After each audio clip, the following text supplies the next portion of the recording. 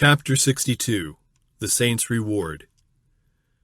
Then I saw a very great number of angels bring from the city glorious crowns, a crown for every saint, with his name written thereon.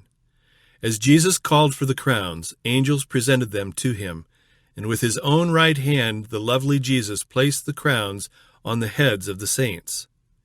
In the same manner the angels brought the harps, and Jesus presented them also to the saints.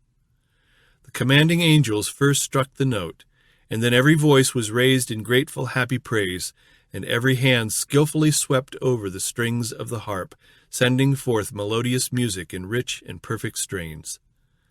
Then I saw Jesus lead the redeemed company to the gate of the city.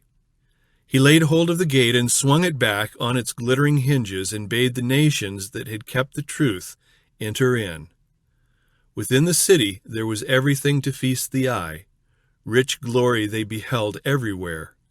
Then Jesus looked upon his redeemed saints. Their countenances were radiant with glory, and as he fixed his loving eyes upon them, he said with his rich musical voice, I behold the travail of my soul, and am satisfied. This rich glory is yours to enjoy eternally. Your sorrows are ended. There shall be no more death, neither sorrow nor crying, neither shall there be any more pain. I saw the redeemed host bow and cast their glittering crowns at the feet of Jesus, and then, as his lovely hand raised them up, they touched their golden harps and filled all heaven with their rich music and songs to the Lamb. I then saw Jesus leading his people to the tree of life, and again we heard his lovely voice, richer than any music that ever fell on mortal ear, saying, The leaves of this tree are for the healing of the nations. Eat ye all of it. Upon the tree of life was most beautiful fruit, of which the saints could partake freely.